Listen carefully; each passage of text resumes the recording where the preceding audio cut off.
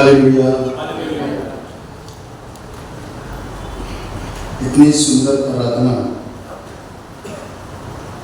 और उस जबरदस्त उपस्थिति का एहसास जो मैं कर पा रहा हूँ। और जब आराधना अपने फ्लो में आती है तो जी नहीं करता कि उस आराधना को रोका जाए, क्योंकि आराधना में जिस तरीके से अभी प्रार्थना करी थी वो सच्चाइयाँ हैं कि बंधन आराधना में टूटते हैं। और हमारा लवर दुनिया में सबसे ज़्यादा प्यार करने वाला, हर रिश्तों में सबसे प्यार करने वाला, इस धरती में सबसे ज़्यादा मोहब्बत करने वाला Jesus Christ is coming soon and be ready for that. उसके लिए हमको तैयार है। और सोचो ना कभी जब हम आराधना कर रहे हैं तो कितना बेचैन होता होगा कि वो बीच में और आता भी है, अपनी उपस्थिति को हमारे मध्य में लेकर जाता। और वो जब हम आनंद में पूरा परिपूर्णता में आ रहे होते हैं, जब वो वक्त होता है कि जब हम उस फ्लो में उस होली स्पिरिट के उस अलग मसा को अपनी जिंदगी के अंदर रिसीव करें, प्राप्त करें, तो शायद हम बंधनों में हैं, हमको रोकनी पड़ती है। ये कई बार दुखद है, इसलिए हम उस एहसास को, उस सामर्थ को अपने अंदर ले नहीं पाते। कभी कोशिश करेंगे हम लोग एक दिन कि हम लोग ऐसी आराधना में शरीक हों जब परमेश्वर की हुजूरी में बिल्कुल हम लोग जा पहुंचे, तब वो एनॉइंटिंग जब होगा तो वो अद्भुत होगा। आमीन। दुआ है। परमेश्वर पिता, हम आपको धन्यवाद देते हैं इस वक्त के लिए जो प्रभु जी आपने हम लोगों को दी, कि हम सब मिल करके प्रभु आपके नाम को महिमा दें, आपके नाम को ऊंचा उठाएं, आपकी स्तुति और आपकी प्रशंसा को करें। और प्रभु हमने किया। अब ये वक्त है पिता परमेश्वर कि उस जीवन की रोटी अर्थात आपसे और आपके वचन से उन बातों को लेकर के अपने रिश्ते को आपके साथ दृढ़ और मजबूत करें, ताकि हम आशीषित होने पाएं और मजबूत होने पाएं। और पिता परमेश्वर वो सारे आत्मिक तत्व हमारे अंदर इस पोषण को प्राप्त करने के द्वारा प्राप्त हो सकें और हमारी जिंदगी पिता उस चरम सीमा पर पहुंच जाए जहां पर हर एक विश्वासी को आप देखना चाहते हैं। आप दया करिए, बड़ी बरकत दीजिए और उपस्थित सब लोगों के हृदयों को और उनके दिमागों को और उनके कानों को और उनकी आंखों को, हम सबके हर एक चीज प्रभु आपके वचन को सुनने के लिए तैनात रहे, चौकस रहे कि कुछ भी मिस ना होने पाए, क्योंकि मिस होने से अनुवाद कहीं का कहीं होना शुरू हो जाता है। इसलिए हम जो कुछ भी सुने बड़े ध्यान के साथ में और पूरी चौकसी के साथ में, ताकि हम परमेश्वर की उस संगति को जो ग्रहण कर रहे हैं उसके द्वारा हम पूरी रीति से परिपूर्ण किए जा सकें और जैसा सीखें वैसा ही दूसरों को सीखें। आप दया करेंगे, हम बरकत पाएंगे। हर एक जन को बड़ी बरकत दीजिए। मुझ नाचीज को अपनी महिमा के लिए मदद के साथ इस्तेमाल करें, यीशु मसीह के नाम से मांगते हैं, आमीन। जमात परवानी से अपने स्थान पर बैठ जाए। बड़ा खूबसूरत सा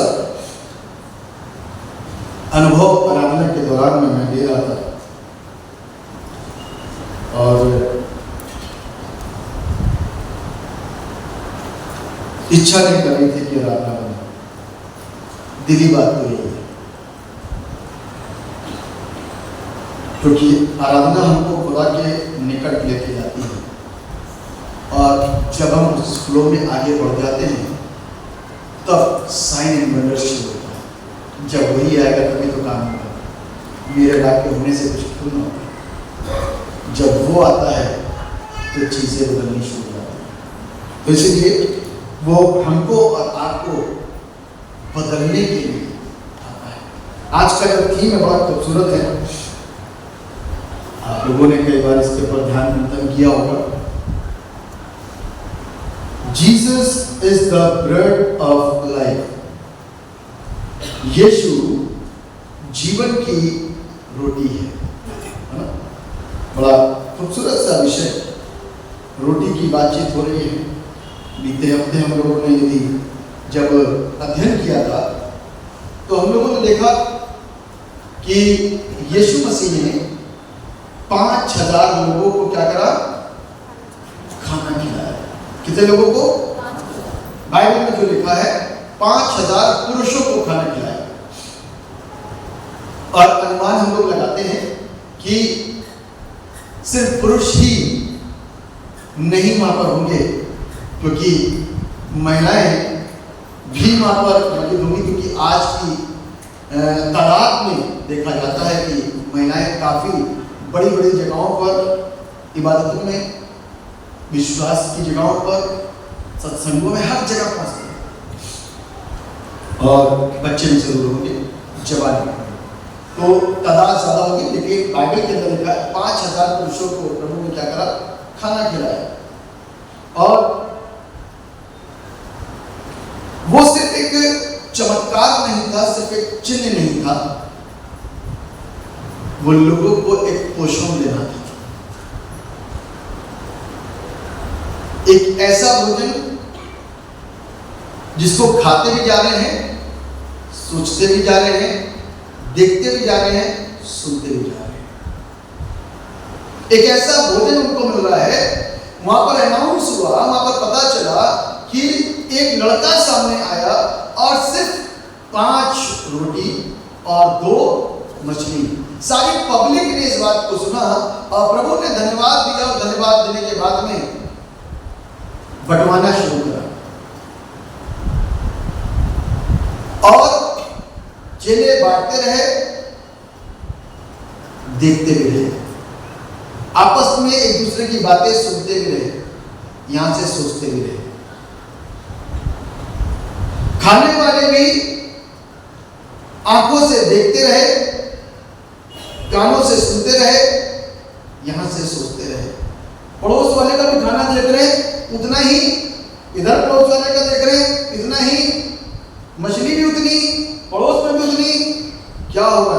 खाओ भैया, अपन तो खाने में कॉन्सेंट्रेट करते हैं, मस्त खा रहे हैं। खाने के बाद में भी ये पूछा जा रहा है और चाहिए। कुछ लोगों ने कहा हाँ थोड़ा सा देखिए, कुछ लोगों का हो गया। एक बड़ा सुंदर सा गीत है, और चाहिए और चाहिए, यीशु का मज़ा हमें और चाहिए।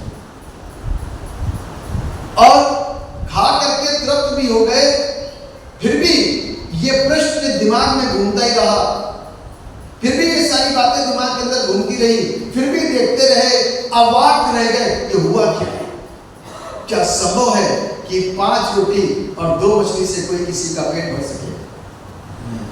लेकिन आज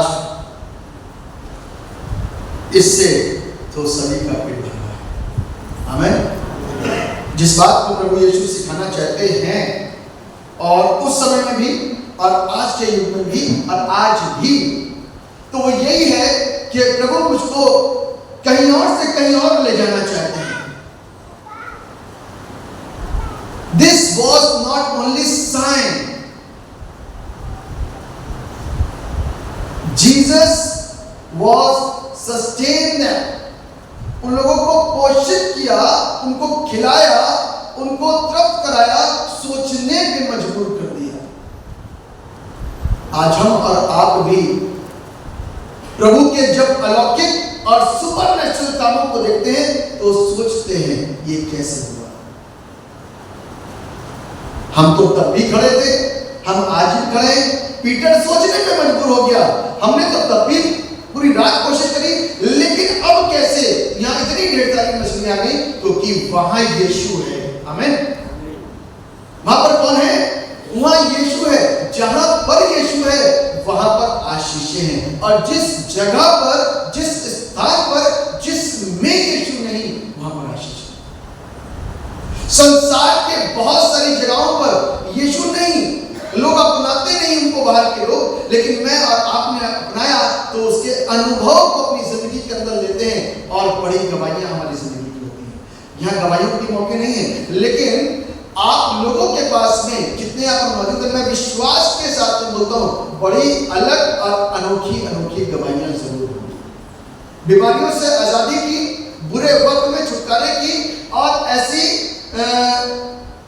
बुरे हालात में जब हम परेशान हो रहे होंगे, विलाप कर रहे होंगे, रो रहे होंगे, असफलताएं एक के बाद एक आ रही होंगी, उस वक्त में जो प्रभु ने हमारी जिंदगी के अंदर ज्योति जलाई, आशीषें दी, उस वक्त की गवाही हमारे रखे पास। ऐसा कोई नहीं जो बगैर गवाही के यहाँ बैठा, मुझे भी मिला। इसीलिए यहां पर एक बड़ी सुंदर सी बात लिखी है कि यीशु मसीह जीवन की रोटी है। वो चमत्कार जो यीशु ने उस वक्त में किया ना, वो कोई मैजिक शो नहीं था। मैजिक शो वाला इस बात को एंड में बताता है कि भैया ये क्या था, हाथ की सफाई। यीशु ने हाथ की सफाई नहीं करी, आंखों के आगे कोई पर्दा नहीं डाला। कई बार लोग बहक जाते होंगे, कई बार लोग बहकावे में आ जाते होंगे, लेकिन तुम मुझसे भी बड़े बड़े काम करोगे, ऐसा बाइबल में लिखा है। और किन के द्वारा काम होते हैं? यीशु करता है, लेकिन काम यीशु के जो लोग हैं, जो उसके भक्त हैं, जो विश्वासी हैं, जो दुआएं मांगते हैं और दूसरे लोग उनके द्वारा आशीषित होते हैं। अब इस काम को कौन कर रहा है? वो मैजिक शो करने वाला तो नहीं रहा जो लोगों ने उस वक्त में सोचा होगा। He is the real God. He is only God. उसके अलावा कोई और नहीं है। तो जिस चीज को मैं आपको बता रहा था वो ये है कि यीशु मसीह ने मुझको और आपको जब इस भोज में सामने बुलाया, मेरे लिए अपने देह और अपने प्राण को दिया, तो हमको ये सोचना है कि हम इस विश्वास के साथ में कि हम पवित्र परमेश्वर को विश्वास के साथ में ग्रहण करें। और जब हम उसको ग्रहण करते हैं ना, तो ये अंदर का सिस्टम बदलना शुरू हो जाता है। विश्वास के साथ में जो ग्रहण करता है और जो औपचारिकताओं के साथ में उसको लेता है, तो उसकी लाइफ के अंदर वो वाले चेंजेस नहीं आते। जो विश्वास के साथ में उसको ग्रहण करता है, तो उसके अंदर वो चेंजेस आते हैं जो चेंजेस को वो देखना चाहता है। जब फल देखने आया तो अंजीर के वृक्ष में, पेड़ में फल नहीं मिला। आज भी वो फल देखने आता है कि मेरे और आपके जिंदगी के अंदर फल लगे हैं, आ गए हैं, आ रहे हैं, आने वाले हैं। क्योंकि शुरुआत बता देती है कि फल आएगा। शुरुआत बता देती है कि फल आएगा। आपको मालूम है कि जब आम में बौर आता है, बहुत ढेर सारा बौर लगता है और ऐसा प्रतीत होता है कि बहुत फल लगेगा, लेकिन आंधी, तूफान, बारिश, जानवर उसको नाश करता है और एंड में वो थोड़ा सा रहेगा, थोड़ा सा फल। तो परमेश्वर चाहता है, उसको मालूम है कि हम संसार में रहते हैं, बहुत सारी चीजें हमारे आजू बाजू रहती हैं, उससे हमको बचाते बचाते, अपने आप को सुरक्षित रखते हुए हमको फल अपने लेकर के आने हैं। बस हमारे अंदर वो खूबियां दिखनी चाहिए, तब परमेश्वर का काम होना शुरू होगा। सेकंड पॉइंट, वो 5000 को खिलाना कोई चैरिटी नहीं करी थी प्रभु यीशु मसीह ने, कि कई बार हम सोचते हो कि वो चैरिटी थी। सोच सकते हैं एक नजरिए से कि उस पर दया करें, उसको दया आती थी, तरस खाता था उन लोगों के ऊपर कि भूखे हैं, इन लोगों के लिए भोजन का प्रबंध किया जाए, करवा दिया। लेकिन क्या प्रभु स्वर्ग से सिर्फ चैरिटी करने के लिए आया? नहीं, प्रभु जो स्वर्ग से धरती पर आए ना, वो सिर्फ एक कारण है कि यहां से वापस फिर मारे जाए। क्योंकि हम वहीं के थे, वहां पर गड़बड़ियां हुई, वहां पर पाप हुआ, वहां पर अनाज्ञाकारिता का पाप हुआ, जिसके चलते हम वहां से धरती पर लाए गए। लेकिन उसको मालूम है कि हम धरती के लिए हमको वापस ले जाना चाहता है, लेकिन एक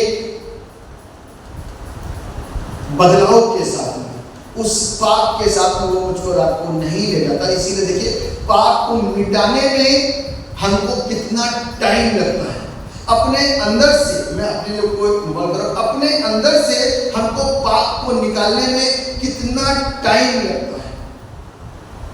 कई बार हम मंथन नहीं करते कि हम पापी हैं, कई बार हम सोचते नहीं कि हम पापी हैं।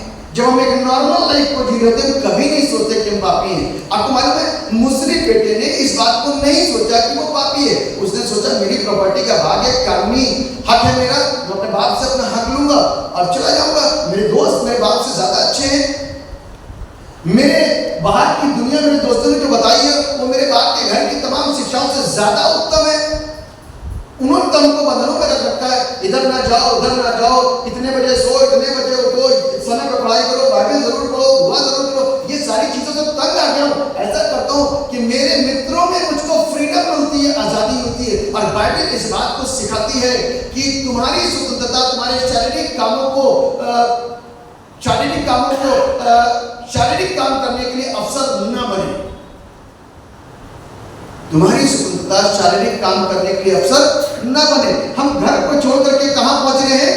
हम घर को छोड़ करके शारीरिक काम करने के लिए बाहर पहुंच रहे हैं, क्योंकि बाहर की दुनिया बहुत अच्छी है। मित्र कुछ ऐसे मिल गए, दोस्त कुछ ऐसे मिल गए, संगति कुछ ऐसी मिल गई, चीजें कुछ ऐसी दिख गई कि बाप का वो घर जो हमको अच्छाइयों के लिए और हमारे भविष्य को सुरक्षित रखने के लिए वो हमको और आपको डांटता या फटकारता था, कुछ कुछ चीजें सिखाता था, वो चीजें पसंद नहीं आई, इसलिए बाहर की दुनिया में चले गए।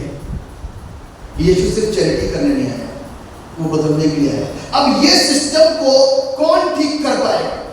हम अपनी इच्छा से घर छोड़ के बाहर गए और हम इस बात को कभी नहीं मानेंगे कि हम पापी हैं या हम गलत करके बाहर पहुंचे हैं। हम कभी इस बात को मानेंगे नहीं। लेकिन वो खुद ही दाता और खुद ही दान है। कौन? हमारा परमेश्वर। और जब वो बाहर चला गया ना और उसको जब ठोकर लगी तो ठोकर लगने के बाद में उसको रियलाइज हुआ। ठोकर लगने के बाद उसको क्या हो गया? रियलाइज हुआ कि मैंने पाप किया। ठोकर लगने के बाद ही पता चला, जब उसको ये पता चला कि उसकी जेब में कुछ पैसा नहीं रहा, उसको ये पता चला कि उसके कोई मित्र साथ में नहीं है, उसको ये पता चला कि खाने के लिए इसके पास कुछ नहीं है, उसको ये पता चला कि मैं इस योग्य नहीं हूं कि ढंग की नौकरी भी कर पाऊं। ये तो प्रभु की दया थी कि अच्छे घराने में पैदा हुआ था, अपने पिता के हर एक चीजों के ऊपर मेरा राज था, लेकिन एक्चुअल में उस घर में इस युग में था नहीं, क्योंकि मेरे पास कुछ भी अपना नहीं था कि मैं बाहर जाकर के कुछ कर सकूं।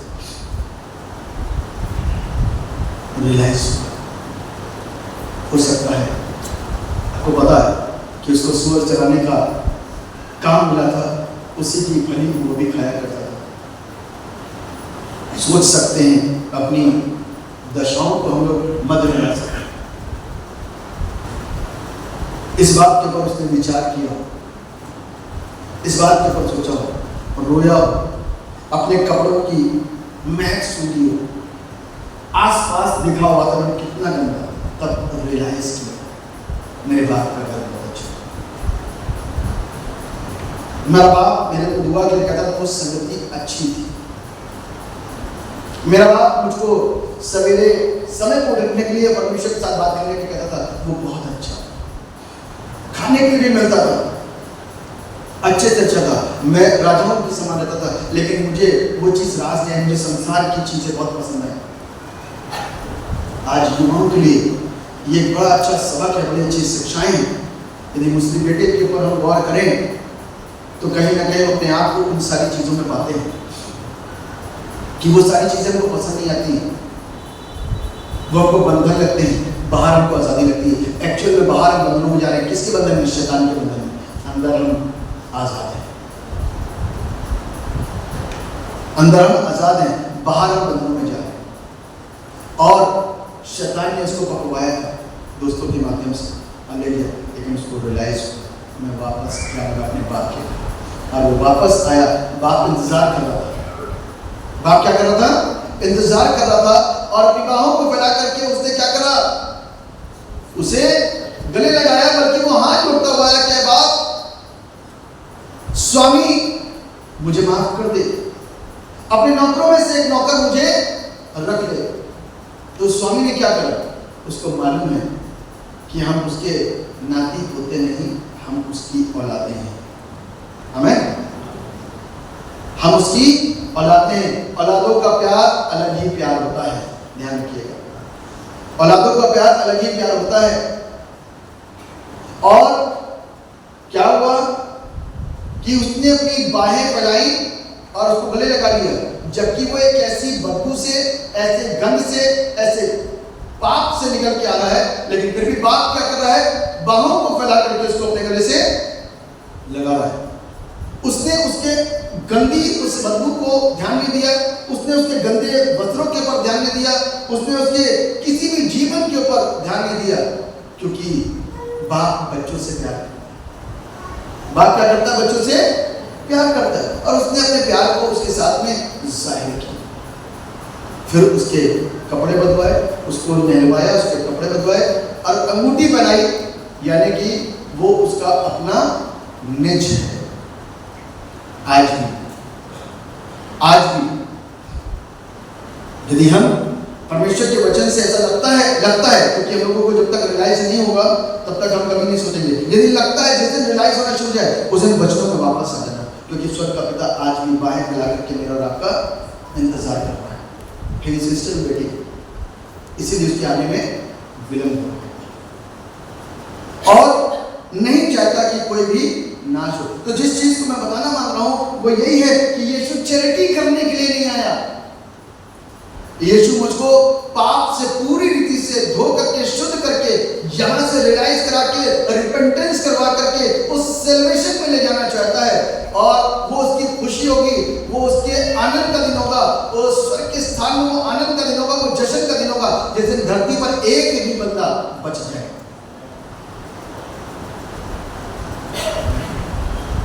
यहां पर कोई भी सेवकाई करता हो ना भी करता हो, आपको कोई भी एक बंदा मिलता है, आप अपने आप को कुछ भी सोचो कि मुझे कुछ नहीं आता, आपको कोई भी एक बंदा मिलता है और वो परेशान, आप जाकर के उसको सिर्फ एक सिंपल सा वर्ड बोल दो, यीशु प्यार करता है, और वो आपकी सुनने के लिए और सुनने के बाद उसकी जिंदगी बदल जाए, तो आप कैसा फील करोगे उस वक्त? ये बताओ। जब आप धरती पर रहकर के अच्छा फील कर सकते हो, तो स्वर्ग में रहकर के कैसा फील करोगे? तो वो सिर्फ चैरिटी खिलाने के लिए नहीं है। यहाँ पर लिखा ना, यूहन्ना रचित सुसमाचार में सब लिखा नीचे, यूहन्ना रचित सुसमाचार उसका 6 अध्याय 25 से पद लिखा हुआ। झील के पार जब वे उससे मिले तो कहा, हे रब्बी, तू यहाँ कब आया?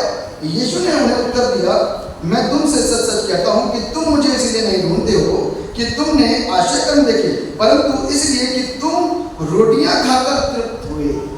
अभी 5000 लोगों ने रोटियां खाई ना, रोटियों के बाद में जिक्र सीधे इस बात का आ गया है कि तुम इस बात से मुझको नहीं ढूंढते कि तुमने आश्चर्य कर्म देखे, तुम इस बात को लिए मुझे ढूंढते हो कि तुम रोटियां खा करके तृप्त हो।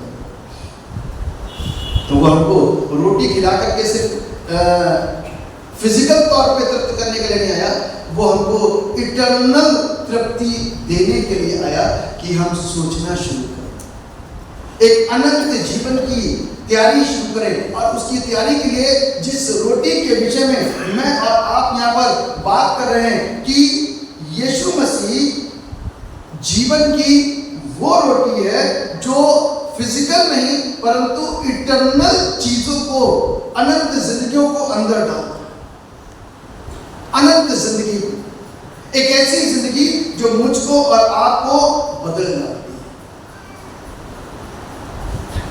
आराधना में प्रभु भोज का अर्थ सिर्फ ये नहीं है कि हम सिर्फ उसकी रोटी में से खाएं, हम उसमें हिस्सेदार हों, परंतु ये उसकी आज्ञा है कि हम उसमें हिस्सेदार हों, क्योंकि वो अपनी आज्ञा में मुझको और आपको जोड़ना चाहता है, और उसकी ये मोहब्बत है कि हम उसके प्रेम को जान पाएं। ये उसका प्यार है कि हम उसकी रोटी, उसकी देह में शरीक हो जाएं, ताकि उसके तत्व मेरे और आपके अंदर आ जाएं, दुगना और ताजा अभिषेक। मालूम है, जिस दिन हम चेंज होते ना, और जिस दिन हमको लगता है कुछ चेंज हुआ, जिस दिन लगता है कुछ ताजा मिला, अलग अनुभव होता है। उसी चीज को यहां पर बताया जा रहा है। ये सिर्फ हम और आप खाना जब खाते तो हमारी फिजिकल तृप्ति होती है ना। जब हम खाना खाते हैं तो फिजिकल तृप्ति होती है, शारीरिक रूप से मजबूत होते हैं। और कोई बच्चा पैदा हुआ, उसको खाना दिया जाता है और वो बच्चा छोटा का छोटा ही रहे, तो सोचिए क्या होगा। माँ बाप को दुख लगेगा, उस बच्चे को दुख लगेगा, पता नहीं उसका ब्रेन कितना डेवलप होगा, उसका शरीर कितना डेवलप होगा, लेकिन जो देख सकता है, जो समझ सकता है, जो सुन सकता है, वो फील करेगा। माँ बाप फील करेगा, हमारा पिता फील करता है कि हम डेवलप नहीं, क्योंकि ये ब्रेड जब हम खाते हैं तो हमारा पेट भरता है, हमको संतुष्टि मिलती है। जरूरी चीजें हम जो शरीर के अंदर तत्व हैं, जो चीजें हम वहां से खाने के द्वारा लेते हैं, वो हमारे शरीर के अंदर की शरीर को जिन जिन चीजों की जरूरत होती है वो सारी चीजें। डॉक्टर कहता है प्रोटीन की कमी है, डॉक्टर कहता है नमक की कमी, डॉक्टर कहता है शुगर ज्यादा हो गई, डॉक्टर कहता है पानी कम हो गया। ये सारी चीजें क्या है इस शरीर के अंदर, ये सारी चीजें कहाँ है शरीर के अंदर। और शरीर की तृप्ति कहां से हो रही है? खाना खाने से और पानी पीने से। शरीर की तृप्ति कहां से हो रही है? खाना खाने से और पानी पीने से। आप ये सोचो कि वो कितना दीवाना है मेरे और आपका कि वो मुझको यहां से उठा करके वहां पे ले जाना चाहता है, उन स्थानों में। कहता है इसीलिए मैं आया, बलिदान दिया कि तुम मेरी देह और मेरे रक्त में शरीक हो जाओ, और इस ब्रेड को लेकर के अपने अंदर वो ताजा आशीषों को, वो दुगनी आशीषों को प्राप्त करो, ताकि तुम्हारा आत्मिकता ऊंचा हो सके। हम जानते नहीं, आपको मालूम है, जब आप प्रभु के साथ अपने रिश्ते को मजबूत करते हो तो प्रभु आपके साथ होते हैं। डैनियल ने कहा कि मैं राजा के इस भोजन को खाकर के अपवित्र नहीं होना चाहिए। याद है आपको डैनियल ने क्या बोला था? राजा के इस भोजन को खाकर के मैं अपने आप को अपवित्र नहीं करना चाहता, इसलिए मेरा खाना सादा साग पात होना चाहिए। राजा के उस प्रधान ने, जिसको राजा ने नियुक्त किया था कि इनको खूब अच्छा भोजन मिले, चिकना भोजन मिले, ताकि जब ये तैयारी के बाद मेरे सामने पेश की जाए तो ये खूब खूबसूरत दिखाई दे। तो राजा की इस कही हुई बात का उल्लंघन करते हुए, मना करते हुए, क्योंकि राजा का जो भोजन था उस विश्वासी के अंदर एक अपवित्रता को लेकर आ रहा था। डैनियल, शद्रक, मेशक, अबेदनगो के अंदर अपवित्रता को लेकर आ रहा था। और डैनियल नबी का ये स्टेटमेंट था कि मैं राजा की भोजन वस्तुओं को पी करके, उस दाखरस को पी करके अपने आप को अपवित्र नहीं होने दूंगा। यह प्रश्न अंदर से ही उठना चाहिए कि हम किसी तरीके से अपवित्रता के घेरे में तो नहीं आ रहे, और यदि आ रहे हैं तो प्लान करिए, सोचिए, मैं और आप सोचिए इस बात को कि हम अपवित्र नहीं होंगे। हमारा यीशु पवित्र, हम भी पवित्र होंगे। उसने क्या नहीं किया?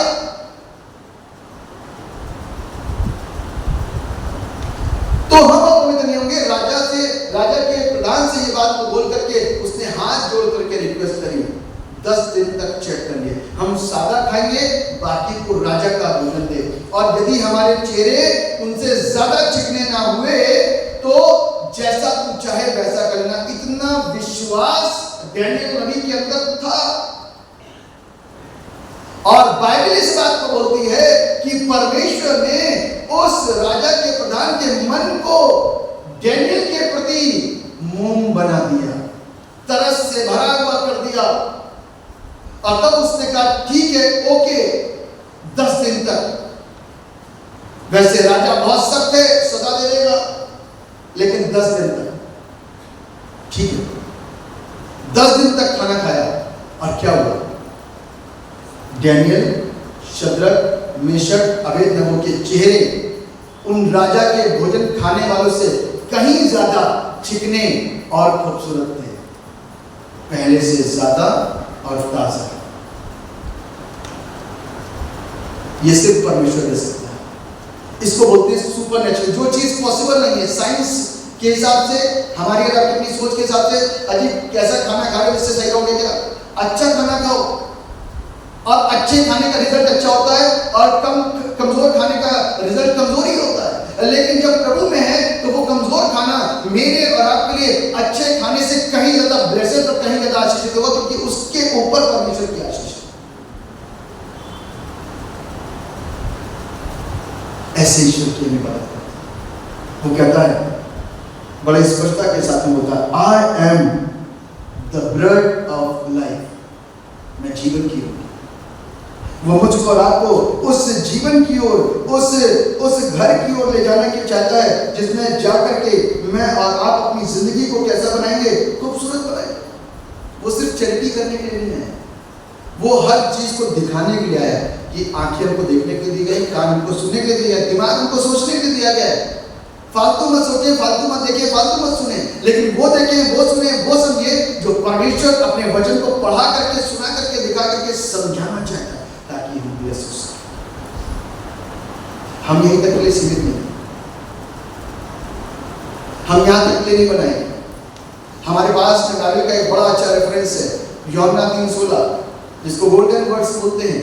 क्या है मालूम है? क्योंकि परमेश्वर ने जगत से ऐसा प्रेम किया कि उसने अपना इकलौता पुत्र दे दिया, ताकि जो कोई उस पर विश्वास करे वो नाश ना हो, परंतु अनंत जीवन पाए। तो वो हमको उस जीवन की ओर ले जाना चाहता है। ये उसकी मोहब्बत है कि बहुत समय निकल गया, हजारों साल का समय बीच में निकल गया, अब लौट आओ। यीशुआ, गीत गाया ना लोगों ने, यीशुआ, यीशु तो आने के लिए तैयार बैठा है। क्या हम जाने के लिए तैयार बैठे हैं? वो रेडी है। इसीलिए हर जगह है प्रीचर आज की तारीख में एंड टाइम का संदेश दे रहा है, क्योंकि Jesus is coming soon, be ready. तैयार रहने की जरूरत है। यीशुआ गाया पर लोगों ने, लेकिन क्या उसके साथ में हम तैयार हैं? यदि हम रेडी हैं तो इस बात को ध्यान देने की जरूरत है कि आज हमारा प्रभु मुझको और आपको अपने साथ ले जाना चाहता है। कहता है समय के अनुसार तो तुमको गुरु हो जाना चाहिए, लेकिन कई बार कई चीजों में कमी हमारी रह जाती है, इसके चलते हमको रुकना पड़ता है। इसलिए चाहते हैं कि हम अपनी वहां की तैयारी को, वो उस तैयारी में स्पीड बढ़ाएं। जब बच्चों के एग्जाम बहुत पास आते हैं ना, तो उनकी पढ़ाई लिखाई के अंदर स्पीड बढ़ जाती है। पहले दिन में शाम को पढ़ते थे, फिर अब सवेरे दोपहर शाम की चिंता हो गई, फेल हो जाएंगे तो क्या होगा? पास हो जाने की तैयारी है। इसलिए हमको वहां पर जाने की तैयारी के लिए ये यीशु मसीह ने मुझको और आपको कहता है कि जीवन की रोटी मैं हूं, जो इसे खाएगा जीवित रहेगा, जो विश्वास करेगा वो कभी भी ऐसा ना हो। तो आज की तारीख में जब मैं और आप इसको पूरी तैयारी के साथ में ग्रहण करते हैं, तो हम बचाए जाते हैं, हम बचाए जाते हैं। तो ये ब्लड मेरे लिए इसलिए उतरी, यीशु इस धरती पर इसलिए आया ताकि हम हमारी बुद्धियां खुल जाएं। लेकिन संसार के शैतान ने इसको क्या कर दिया है? अंधी कर दिया। ये जिस दिन खुल गई ना, उस दिन हमारी मोहब्बत प्रभु से, उस दिन हमारी मोहब्बत प्रभु के साथ में बढ़ जाएगी। तीसरा पॉइंट, पहला पॉइंट मैंने आपको बताया कि वो सिर्फ चिन्ह नहीं है, परंतु वो एक पोषण है, वो हमको भोजन लेकर के आया। सेकंड पॉइंट मैंने बताया कि वो चैरिटी नहीं थी, कि वो सिर्फ दया कर रहा है चैरिटी लेकर, परंतु वो चेंज लेकर के आना चाहता है। तीसरा और अंतिम पॉइंट है कि वो सिर्फ रोटी नहीं थी, परंतु जीवन था। वो सिर्फ रोटी नहीं थी, परंतु क्या था? जीवन था। जो कोई प्रभु के पास जाएगा वो जीवन है। आज वो जिंदगी की बातें हमको संसार का कोई भी व्यक्ति नहीं बताएगा। आप बाइबल खोलोगे, सिवाय अच्छी बातों के कुछ नहीं मिलेगा।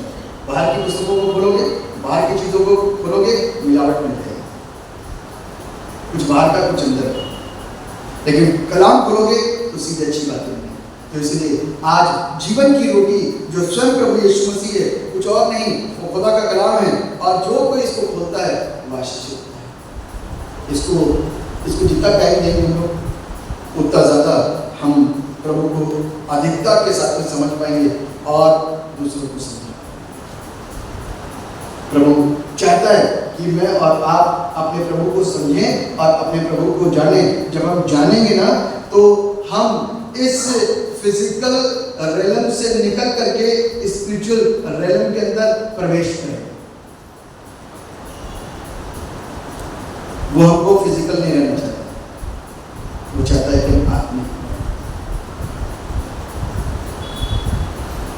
चर्च का अर्थ ही है विश्वासियों का समूह, बिल्डिंग। आज यहाँ पर कोई ना हो तो ये बिल्डिंग यदि 100 साल तक, कई चर्चें आपने सुने होंगे कि चर्च इतने सालों से बंद पड़ा है। जो हमारी दृष्टि में एक फिजिकल चीज दिखाई गई है वो बंद पड़ा है, लेकिन वो काहे के लिए बना था? आराधना के लिए। आराधना करता कौन है? आप और मैं। यदि मैं और आप नहीं होंगे तो उस चर्च की कोई वैल्यू होगी, कितना भी खूबसूरत हो। यदि मैं और आप नहीं होंगे तो वहां पर यीशु को पहचाने का कौन? तो इसलिए दोनों का समन्वय, हमें भी आगे बढ़ना, वो तो बढ़ा हुआ। इसलिए church is not a building, church is a group of believer, विश्वासियों का समूह। और विश्वासियों के समूह को उठा करके एक अलग दिशा में जो हमको प्रभु से जोड़ती है, वहां ले जाने के लिए हर रविवार एक्सरसाइज कराता है, हर रविवार जो करवाता है, हर वचन से कुछ ना कुछ सिखाने की कोशिश करता है, बस उसको झाड़ना होता है। कपड़ों में लगी धूल के समान इसको झाड़ना होता है। ध्यान दे घर जाकर तो शायद से किसी ने ऐसी की कोई स्कीम बता दी तो घर जाकर के एक बार सोचते हैं, पढ़ते हैं, दोबारा कोई अच्छी स्कीम आ गई तो पढ़ते हैं, सुनते हैं, दूसरों से डिस्कस करते हैं, फिर कोशिश करते हैं। ये एक ऐसी स्कीम है जो जीवन के साथ में भी है और जीवन के यीशु मसीह आज मेरे और आपकी जिंदगी के अंदर आ गया तो मेरे और आपकी जिंदगी खूबसूरत हो जाएगी। यीशु मसीह नहीं आया तो हमारी सारी आत्मिकता खत्म, सब कुछ खत्म। कितनी मेहनत, कितना परिश्रम, सब कुछ प्राप्त करके और अपनी आत्मा को खोलो तो कोई लाभ होगा? तो इसलिए मैं कहूं ये सरमन, ये वचन सिर्फ आपको शिक्षित करने के लिए, मुझे स्वयं को भी शिक्षित करना, क्योंकि मैं तो यहाँ से कुछ को देख पा रहा हूँ लेकिन इतनी सारी आंखें मुझे देखते हैं। और जब मैं एक जीवित पत्री के समान जब बाहर घूमूंगा, जाऊंगा, आऊंगा, आपसे मिलूंगा, बाहर समाज में, लोगों के बीच में, अन्य लोगों के बीच में जब मैं जाऊंगा, रहूंगा और एक मेरी गवाही होगी तो लोगों को लगेगा कि यहाँ तो कौन घंटे का सरमन दिया खत्म, लेकिन 6 दिन तो मुझे बाहर घूमना, असली से कैद हुई है। और बाइबल कहती है तुम सब राजपदधारी याजकों का राजपदधारी याजकों का समाज हर एक व्यक्ति को होगा। तो इसलिए आज मैं और आप अपनी वैल्यू को समझते हुए कि हम क्या हैं, समझते हुए हम अगर आगे बढ़ेंगे तो जरूर है हम आशीषित होंगे और हमारी जिंदगी दूसरों को आशीषित करती चली जाएगी। इसलिए उस जीवन की रोटी यीशु के साथ जुड़ जाए ताकि उससे हमारी आत्मिकता का विकास हो सके। परमेश्वर के वचन के द्वारा हम सबको आशीष करें। हाँ, दुआ करें। परमेश्वर पिता, हम आपको धन्यवाद देते हैं इस सुंदर जीवन के लिए जो आपकी तरफ से और ओर से होता है। इस वचन के द्वारा जो मैं सीखा है पिता परमेश्वर, हमें मालूम है मेरा कर्तव्य, मेरा काम है प्रभु वचन को बांटना और स्वयं को इस वचन के अनुसार सुरक्षित करना। और पिता परमेश्वर जो सुनते हैं, वो जो ग्रहण करते हैं वो आशीषित। आप दया करेंगे, आपकी आशीषें हर एक के ऊपर बन जाए, आपका प्रेम सबके ऊपर प्रकट हो जाए, आपकी मोहब्बत जो शब्दों से बाहर है लोग समझ जाए तो प्यारे पिता परमेश्वर एक बड़ा चेंज, एक बड़ा बदलाव सब जगह देखने को मिले। धन्यवाद प्यारे पिता, आपने हमारी प्रार्थना यीशु मसीह के नाम से